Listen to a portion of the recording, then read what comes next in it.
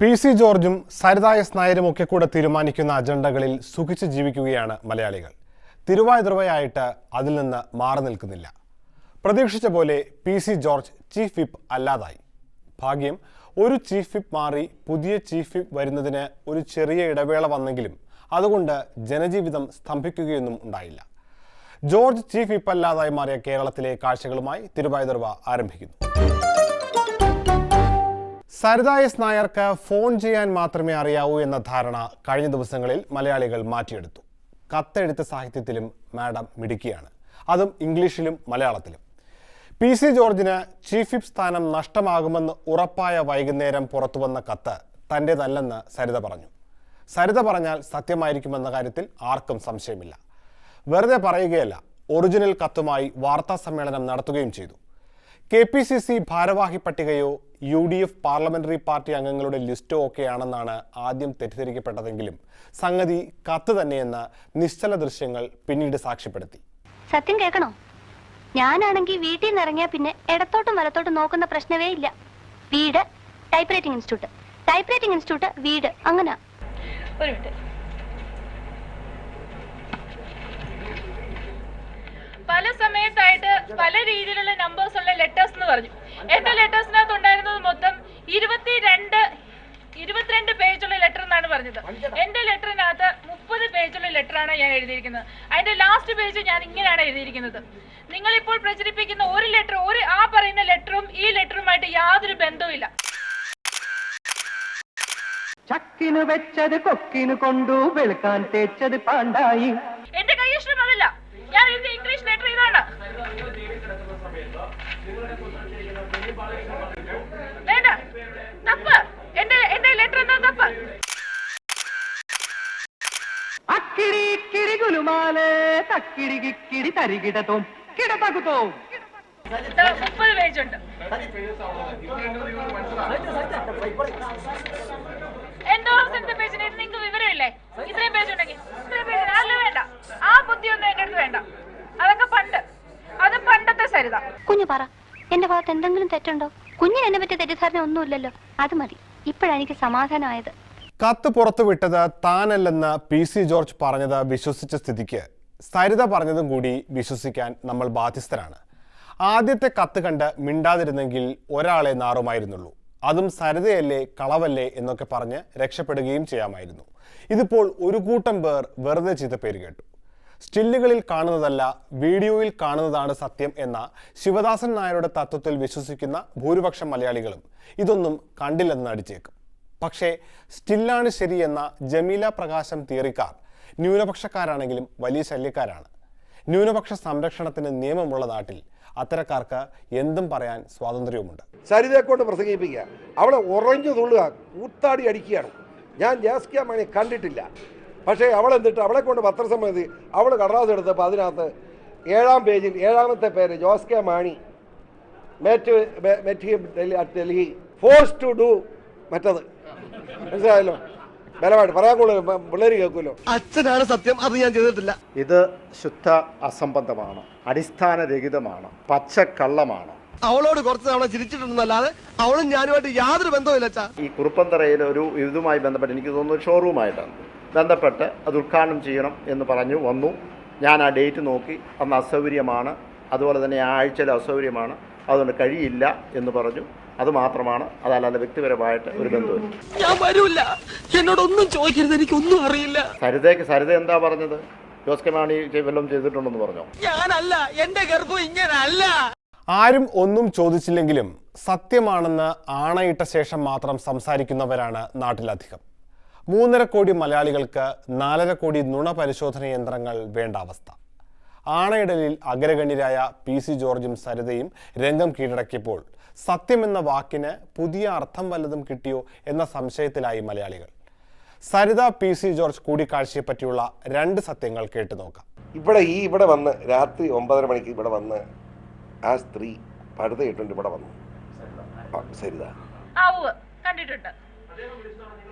അല്ല, നമ്മുടെ കോൺഗ്രസിലെ ഒരു ഘടകകക്ഷി അവര് പറഞ്ഞതിന് ശേഷം അതിൽ തലമുതിർന്ന ഒരു നേതാവ് ആവശ്യപ്പെട്ടത് പ്രകാരം അവർ അഡ്ജോയിൻ ചെയ്ത് വിട്ട ഒരു വ്യക്തിയുടെ കൂടെ ഒപ്പമാണ് ഞാൻ അദ്ദേഹത്തെ കണ്ടത്. ഞാൻ എന്നെ ഫോണിൽ പല പ്രാവശ്യം വിളിച്ചു. ഞാൻ പറഞ്ഞു നിങ്ങളെ കാണാൻ ഞാൻ ആഗ്രഹിക്കുന്നില്ല.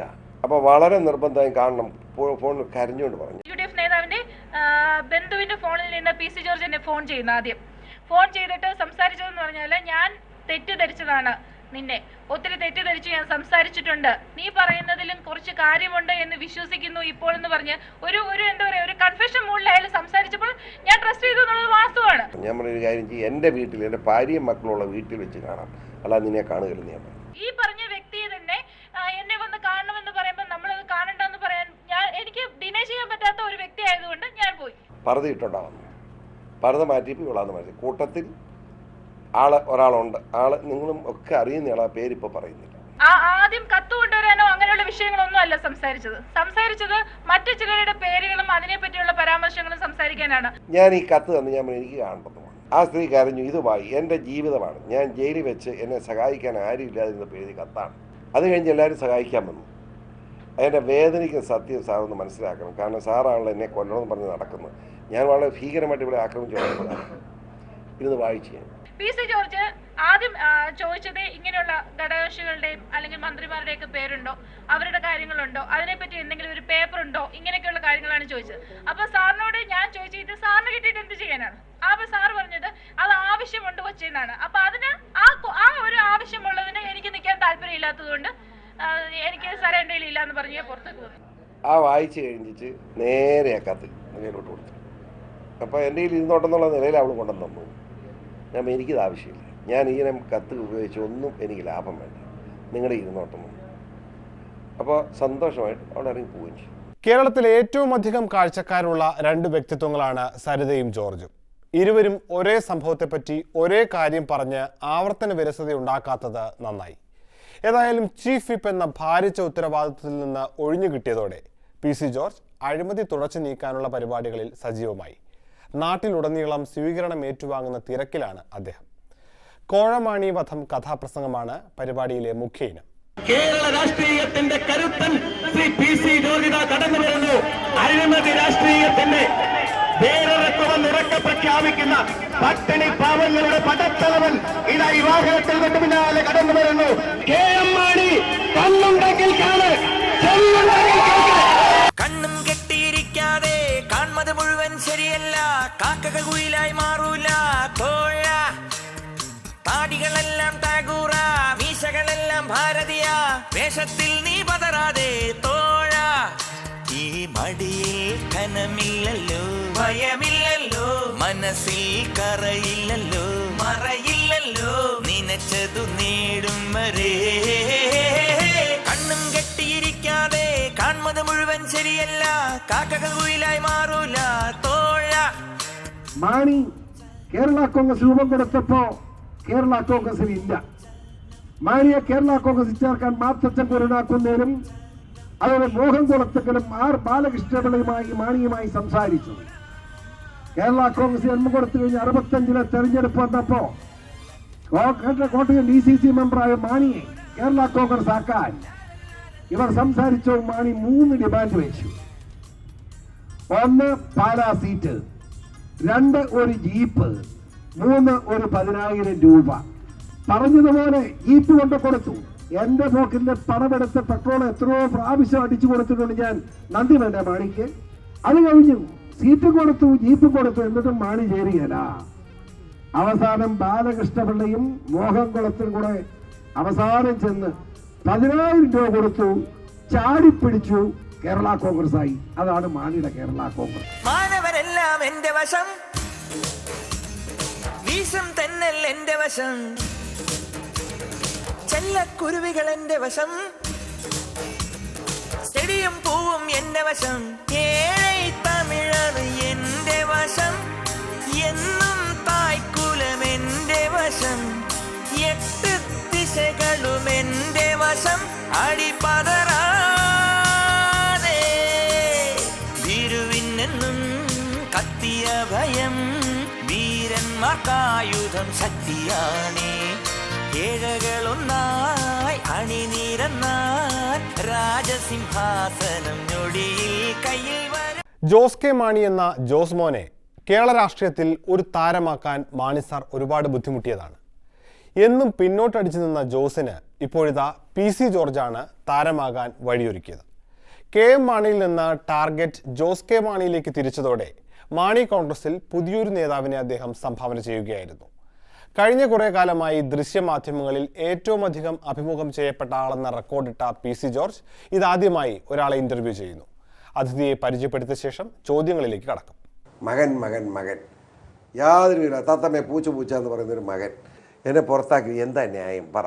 കേരള കോൺഗ്രസിനെ മാത്രമല്ല ഐക്യ ജനാധിപത്യ മുന്നണി പ്രതിസന്ധിയിലാക്കുന്ന വിഷയങ്ങൾ PC ജോർജ് കൊണ്ടുവന്നിരിക്കുന്നു. KM മാണി അല്ലാതെ വേറെ ഏതെങ്കിലും മാന്യനായ മന്ത്രിയായിരുന്നെങ്കിൽ കഴിഞ്ഞ 25-ാം തീയതി എൻ്റെ സ്ഥാനം തെറിക്കണ്ടായി. സാധാരണ നമ്മൾ എന്ത് പറയും, നമ്മൾ പറയാറുണ്ട് ഒന്ന് ചൊല്ലിക്കൊടുക്കും, പിന്നെ അതൊന്ന് തല്ലിക്കൊടുക്കും. അതും നടക്കുന്നില്ല, ബാക്കി നടപടിയിലേക്ക് പോകും. പോയില്ലല്ലോ. മാണി എത്രാമത്തെ അൾട്ടിമേറ്റം ഇപ്പോൾ കൊടുത്തേ? 25-ാം തീയതി തെറിച്ചോ? പാർട്ടിയിൽ നിന്ന് പുറത്താക്കണം. PC George പോകാമല്ലോ. പാർട്ടിയിൽ നിന്ന് പോകണമെന്നുണ്ടെങ്കിൽ അതിന് എന്തിനോടെ കെട്ടിപ്പിടിച്ചിരിക്കുന്നത്? അതിന് പോകാമല്ലോ, ആരും തടസ്സപ്പെടുത്തുന്നില്ലല്ലോ. ഞാൻ ഇപ്പോഴും രാജിവെച്ചിട്ടില്ലല്ലോ. അങ്ങനെ ആഗ്രഹിച്ചു, പക്ഷെ വരാത്തത് കൊണ്ട് തന്നെ നമ്മൾ ഉടനെ തന്നെ നമ്മൾ ഇങ്ങനെയുള്ള ഇപ്പോൾ നടപടികളിലേക്ക് പോകുന്നു. എന്താണ് ഇവിടുത്തെ അഴിമതി? ഇത് നിൽക്കണ്ടേ? അതിനകത്ത് എല്ലാവരും ഒരുമിച്ചുള്ള കാര്യങ്ങൾ മാത്രമാണ്, അല്ലാതെ ഇന്ന വ്യക്തി എന്നുള്ളതല്ല. അവിടെ അടിസ്ഥാന നികുതി ഒരു ഹെക്ടർ നമ്മുടെ കർണാടകത്തിൽ 10 രൂപ. ഇവിടെ എത്രയായി മാണി ധനകാര്യമന്ത്രിയുടെ? അത് അദ്ദേഹത്തിനെ അറിയത്തുള്ളൂ, എനിക്കറിയത്തില്ല അദ്ദേഹത്തിൻ്റെ ലക്ഷ്യം എന്താണെന്നുള്ളത്. അദ്ദേഹത്തിനെ അറിയത്തുള്ളൂ. കൃഷിക്കാരനെ വളർത്തുന്നും പറഞ്ഞ് മനുഷ്യനെ കളിപ്പിക്കുക കണക്ക് വേണ്ടേ? ഈ വിഷയവുമായി ബന്ധപ്പെട്ട് അതിലേക്ക് ഞാൻ ശ്രദ്ധിക്കേണ്ട കാര്യമില്ല. ഞാൻ വഴിയെ വിടുമെന്നാണ് വിചാരിക്കുന്നത്. ഈ കള്ളക്കൂട്ടത്തെ, ഈ കാശ്മീരക്കൂട്ടത്തെ കേരളത്തിലെ ജനങ്ങളുടെ മുമ്പിൽ തുറന്നു കാണിക്കുകയാണ്. ഞാൻ ആരാണെന്ന് മാണി അറിയാൻ പോകുന്നുള്ളൂ. കാണിച്ചു തരാം. ഏത് വിഷയത്തിൽ? ഞാൻ ചോദിക്കട്ടെ, ഞാൻ മാണിയോടത്ത് ചേർന്നതിന് കരഞ്ഞുകൊണ്ട് നടന്നവനല്ല. എന്നെ കേരള കോൺഗ്രസിൻ്റെ സെക്കുലർ എന്നതിൽ ഞാൻ നിൽക്കുമ്പോൾ ഉമ്മൻചാണ്ടി എന്ന കേരളത്തിൻ്റെ പ്രതിപക്ഷ നേതാവും KPC പ്രസിഡൻ്റായ രമേശ് ചെന്നിത്തലയും കുഞ്ഞാലിക്കുട്ടി സാഹിബും PP തങ്കഞ്ചേട്ടനും ഉൾപ്പെടെ വളരെ നിർബന്ധം ചെലുത്തി മാണിയോടത്ത് ചേർത്ത് വൈസ് ചെയർമാൻ UDF പ്രതിനിധിയായിരിക്കും എന്നൊക്കെ പറഞ്ഞതാണ്. ആ ചോദ്യത്തിൽ തന്നെ ഉണ്ടല്ലോ ഭീഷണി, ആ ചോദ്യത്തിൽ തന്നെ ഉണ്ട് ബ്ലാക്ക് മെയിൽ.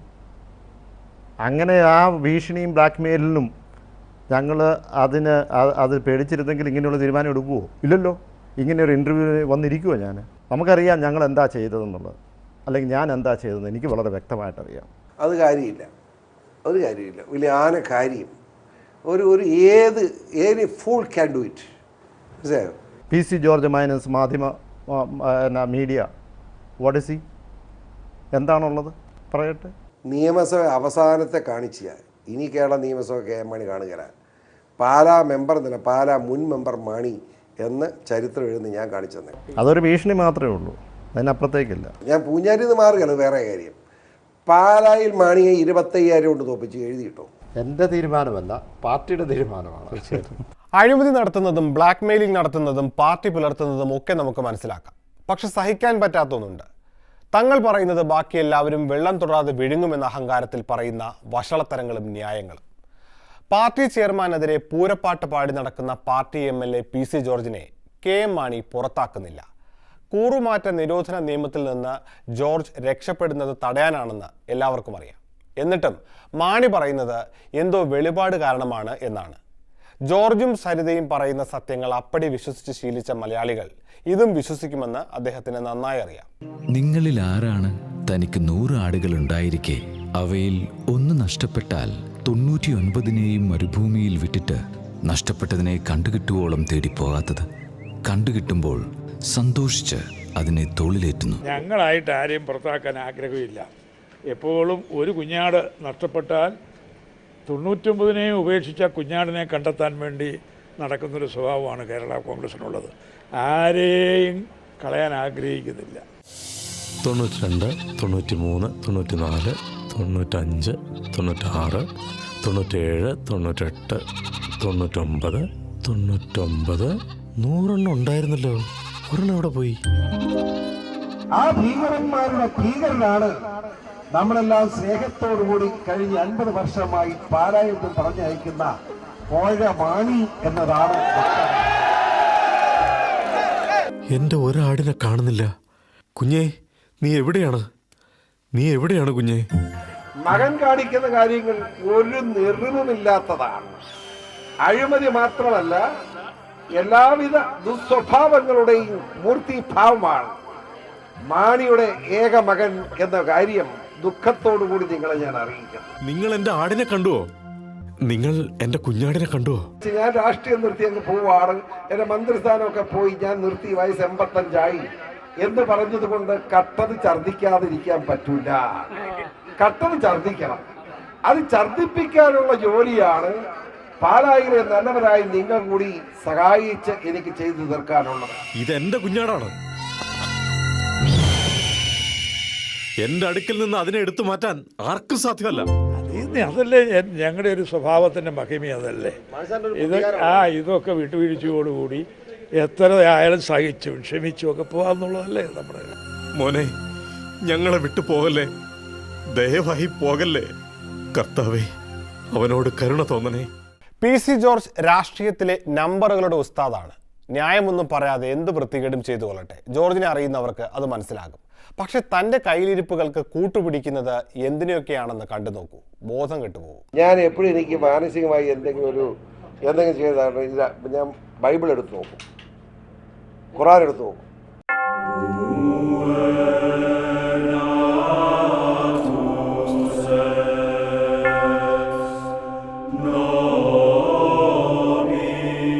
തൻ്റെ ജനത്തിന് വേണ്ടി യുദ്ധം ചെയ്യുന്ന യഹോവ, തൻ്റെ ജനത്തിന് വേണ്ടി യുദ്ധം ചെയ്യുന്ന യഹോവ വിശുദ്ധ വേദപുസ്തകമാണ്. മനസ്സിലായോ? ഇനി പരിശുദ്ധ ഖുർആൻ, ഇത് വിശുദ്ധ ബൈബിളാണ്. നമുക്ക് പരിശുദ്ധ ഖുർആൻ നോക്കാം.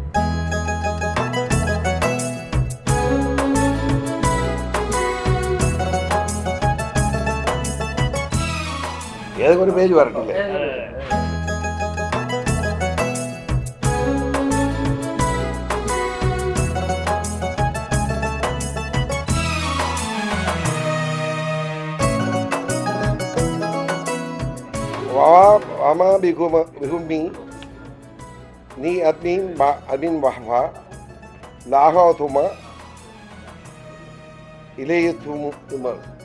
അതിൻ്റെ മലയാളം കേട്ടോ.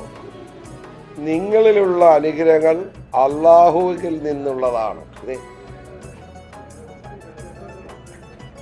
നിങ്ങളുടെ അനുഗ്രഹങ്ങൾ അല്ലാഹുവിൽ നിന്നുള്ളതാണ്. പിന്നെ നിങ്ങൾക്ക് എന്തെങ്കിലും വിഷമം ബാധിച്ചാൽ നിങ്ങൾ ഉറക്കെ കേടപേക്ഷിക്കുന്നതും അവനോട് തന്നെ. പരിശുദ്ധ ഖുർആൻ കിട്ടുക എന്താണെന്നറിയോ?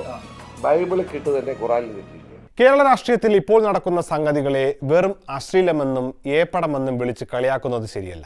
എല്ലാത്തിനെയും അക്കാദമിക്കായി കാണാൻ നാം ശീലിക്കണം. രാഷ്ട്രീയം വഷളായാൽ എത്ര വരെ വഷളാകും എന്നറിയാനുള്ള അക്കാദമിക താല്പര്യം ഒന്നുകൊണ്ട് മാത്രമാണ് ഉമ്മൻചാണ്ടി മുഖ്യമന്ത്രി സ്ഥാനം രാജിവെക്കാതിരിക്കുന്നത്. വ്യവസായ സംരംഭകയായ വനിത എത്ര വരെ ചൂഷണം ചെയ്യപ്പെടും എന്ന ഗവേഷണം നടത്താൻ വേണ്ടി മാത്രമാണ് സരിത തൻ്റെ സോളാർ അന്വേഷണങ്ങൾ തുടരുന്നത്. ബ്ലാക്ക് മെയിൽ രാഷ്ട്രീയത്തിന് പകരം വൈറ്റ് മെയിൽ രാഷ്ട്രീയമുണ്ടോ എന്ന അന്വേഷണം നടത്താൻ മാത്രമാണ് PC ജോർജ് തൻ്റെ യാത്രകൾ അവസാനിപ്പിക്കാത്തത്. വെളിയിൽ പോകാൻ പറയണ്ട, ഞാൻ വീഴുമെന്ന് കരുതേണ്ട, തങ്കക്കാശുകൾ വീശിയാൽ ധർമ്മം കയ്യിൽ കിട്ടൂല, വെള്ളി മഴ തൂകും വെൺമേഘം വിളംബരം കൊടുത്താൽ പൊഴിയില്ല, ബഹുജനം കാശിന് വഴങ്ങുകില്ല, അതിൽ മയങ്ങൂല, പുലരി വരും വേളവരെ ഇരുളിന്റെ തേർവാഴ്ച നടന്നേക്കാം, കിഴക്കുമുഖം വെളുത്തവുടൻ ഇരുളിന്റെ കൊടി താഴും വെളിച്ചം ചിറകടിക്കും. ബഹുമാനായ KM മാണി മകനെ രക്ഷിക്കുക എന്ന ലക്ഷ്യത്തോടുകൂടി മാവേലിക്കരയിലുള്ള അദ്ദേഹത്തിന്റെ കച്ചവടത്തിന്റെ മകന്റെ കച്ചവടത്തിന്റെ മെയിൻ പങ്കാളിയായി ഏജന്റായി പ്രവർത്തിക്കുന്ന മാവേലിക്കരയിൽ ആരോട് ചോദിച്ചാലും നിങ്ങൾക്ക് ആ പേര് കിട്ടും. ആ ഫ്രോഡിന്റെ വീട്ടിൽ കാറ് മാറി സ്റ്റേറ്റ് കാർ ഉപയോഗിക്കാതെ രഹസ്യമായി മാണിയും ഈ സ്ത്രീയുമായി കൂടിക്കാഴ്ച നടത്തി ഒത്തുതീർപ്പാക്കി. എനിക്ക് തോന്നുന്നത് ബാർ മുതലാളിമാർ കൊടുത്ത ആദ്യത്തെ പണം മുഴുവൻ ആ സ്ത്രീ കൊണ്ടുപോയി എന്നാണ് എൻ്റെ ഇപ്പോഴത്തെ വിശ്വാസം. ഈ മടിയിൽ ഖനമില്ലല്ലോ, ഭയമില്ലല്ലോ, മനസ്സിൽ കറയില്ലല്ലോ, മറയില്ലല്ലോ, നനച്ചതു നേടുന്നതേ. വെറും തർക്കങ്ങളിൽ പറഞ്ഞു പോകുന്നത് പോട്ടെ, പ്രസംഗങ്ങൾക്കിടയിൽ ശ്രദ്ധിക്കേണ്ട ചില കാര്യങ്ങളുണ്ട്. ഉദാഹരണത്തിന് ജോർജ് പറഞ്ഞുപോയ മാണിയുടെ കോഴക്കഥകളിൽ ഒന്നിങ്ങനെ. അപ്പോഴാണ് അപ്പം പറയുന്നത്, സാറേ വെറുതെ അല്ല സ്നേഹം, ഞാൻ ചീഫ് എഞ്ചിനീയർ ആയിരുന്നു, പെൻഷൻ പറ്റിയപ്പോൾ കേരള കോൺഗ്രസ്സുകാരന് ഒരു ലാവണം ഉണ്ടാക്കി തരാമെന്ന് പറഞ്ഞു. ഞാൻ അയാളുടെ കൂടത്തിൽ പോയി KM മാണിയെ കണ്ടു. മാണി 5 ലക്ഷം രൂപ ചോദിച്ചു. ഇതന്നെ പരസ്യമായിട്ടില്ല പറയുന്ന, കേസ് കൂടെ മാണി ധൈര്യം ഉണ്ടെങ്കിൽ. 5 ലക്ഷം രൂപ ചോദിച്ചു. 1 ലക്ഷം രൂപ ഞാൻ കൊടുത്തു. അന്ന് തന്നെ ഗവൺമെന്റ് ഓർഡർ ഇറക്കി എന്നെ നിർമ്മിതിയുടെ ഡയറക്ടറാക്കി. എന്നിട്ടോ ബാക്കി 4 ലക്ഷം പിന്നെ കൊടുക്കാമെന്ന് പറഞ്ഞു. പിന്നെ കൊടുത്താൽ മതിയല്ലോ എന്ന് കേട്ടിരുന്നു. 4-5 സമയം പറഞ്ഞ സമയം ഇപ്പോൾ ഓർക്കുന്നില്ല.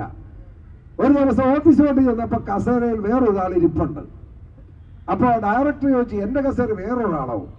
അപ്പോൾ അയാൾ പറഞ്ഞു, ഞാൻ ഇതാ ഗവൺമെന്റ് ഓർഡറായിട്ട് വന്നിരിക്കുക, താനല്ല, തന്നെ പിരിച്ചു വിട്ടു, ഞാനാണ് ഇപ്പോൾ ഡയറക്ടർ എന്ന് പറഞ്ഞു. ഇത് ഞാൻ ഓടി കേരള കോൺഗ്രസ്സുകാരനുമായി വീണ്ടും മാണി എടുത്തിരുന്നു. മാണി കൂളായിട്ട് പറഞ്ഞു, സാരയില്ല, താൻ ബാക്കി തന്നില്ല, അതുകൊണ്ട് തന്നെ പിരിച്ചു വിട്ടുപോയി, തന്നെക്കായി കാശ് തന്നവൻ വന്നു, അയക്ക് കൊടുത്തെന്ന് പറഞ്ഞു. ഇതെല്ലാം അറിഞ്ഞുകൊണ്ടാണോ 1 മാസം മുമ്പ് വരെ മാണിയെ മുഖ്യമന്ത്രിയാക്കണമെന്ന് ജോർജ് പറഞ്ഞുകൊണ്ടിരുന്നത് എന്ന് ചോദിക്കാനല്ല ഇത് കാണിച്ചത്. അറിഞ്ഞ കഥകളൊക്കെ അറിയിക്കേണ്ടവരെ ജോർജ് അറിയിച്ചിരുന്നു എന്ന കാര്യം അറിയിക്കാനാണ്. ഞാൻ ഈ കാര്യം മുഖ്യമന്ത്രിയോടും രമേശ് ചെന്നിത്തലയോടും കുഞ്ഞാലിക്കുട്ടി സാഹിബിനോടും പറഞ്ഞപ്പോൾ നമ്മുടെ മുഖ്യമന്ത്രി ഉമ്മൻചാണ്ടി ഒരു കള്ളച്ചിരി. എന്നിട്ട് ഞാൻ പറഞ്ഞു, 4 ലക്ഷം കൊടുക്കാതിരുന്ന കാശ് കയ്യിൽ ഇല്ലാതിരുന്നുകൊണ്ടായിരുന്നു എനിക്ക് തോന്നുന്നത്, അല്ല കൊടുക്കുകയില്ലായിരുന്നു എന്ന് ചോദിച്ചു. അപ്പോൾ ആ കള്ളച്ചിരി കഴിഞ്ഞ് ഉമ്മൻചാണ്ടി, താൻ ഇപ്പോഴാണോ ഇത് അറിഞ്ഞതെന്ന് ചോദിച്ചു. അപ്പം ഉമ്മൻചാണ്ടി അതിന് മുമ്പേ അറിഞ്ഞിരിക്കുക. രമേശ് ചെന്നിത്തല ഉമ്മൻചാണ്ടി കണ്ണടച്ച് കാണിക്കുന്നത് ഞാൻ കണ്ടു. എന്ന് മാത്രമല്ല, ഉമ്മൻചാണ്ടി ഒരു വാക്കോട് എന്നോട് പറഞ്ഞു, അങ്ങനെ കുറച്ച് സത്യമുള്ളവനാ, ബാക്കിയൊക്കെ ഉണ്ടെങ്കിലും. അതായത് പുള്ളി എന്നോട് പറഞ്ഞു, ആ 4 ലക്ഷം അയാൾ ഇല്ലാതെ പോയി എന്ന് പറയുന്നത് ശരിയല്ല, അത് തനിക്ക് അബദ്ധം പറ്റി, അയാൾ കാശൊക്കെ ഉണ്ട്, മനഃപൂർവ്വമാണ് കൊടുക്കാതിരുന്നത്, പോരെ മാണിയെ കളിപ്പിക്കാൻ നോക്കി അങ്ങേര്. അത് വേറൊരു വശം. ഈ കഥയിൽ നിന്ന് മലയാളികൾ എന്താണ് മനസ്സിലാക്കേണ്ടത്? കഥ തെറ്റെങ്കിൽ ജോർജിനെതിരെ മുഖ്യമന്ത്രി നടപടിയെടുക്കണം. കാരണം രാജ്യത്തെ മുഖ്യമന്ത്രിയെയും ആഭ്യന്തരമന്ത്രിയെയും അഴിമതി കണ്ട് കള്ളച്ചിരി ചിരിക്കുന്നവരായാണ് അദ്ദേഹം ചിത്രീകരിച്ചിരിക്കുന്നത്. കഥ ശരിയാണെങ്കിൽ അഴിമതി അറിഞ്ഞിട്ടും അത് കണ്ട് ആസ്വദിക്കുന്ന മുഖ്യമന്ത്രിക്കും ആഭ്യന്തരമന്ത്രിക്കുമെതിരെ നടപടി വേണം. നടപടി എടുക്കേണ്ടത് ഇവരൊക്കെ തന്നെയാണ്.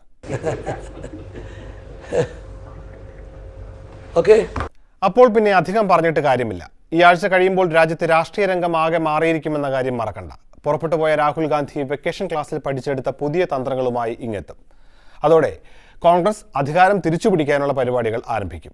വിശാഖപട്ടണം പാർട്ടി കോൺഗ്രസ് കഴിയുന്നതോടെ CPM-ന് ജനാധിപത്യ വിപ്ലവം നടത്താനുള്ള പുതിയ ദിശാബോധമുണ്ടാകും. 3-4 മാസത്തിനകം രാജ്യത്ത് ഇടത് ബദലും നിലവിൽ വരും. കുറച്ച് സമയമേ ഉള്ളൂ. അതിനകത്ത് മോദിക്ക് പുതിയ ഏതെങ്കിലും രാജ്യം സന്ദർശിക്കണമെങ്കിൽ ആകാവുന്നതാണ്. നമുക്കും സമയം കുറച്ചേ ഉള്ളൂ. തിരുവാതിരയുടെ ഈ ലക്കം ഇവിടെ അവസാനിക്കുന്നു. അടുത്ത ലക്കത്തിനായി കാത്തിരിക്കുന്നു.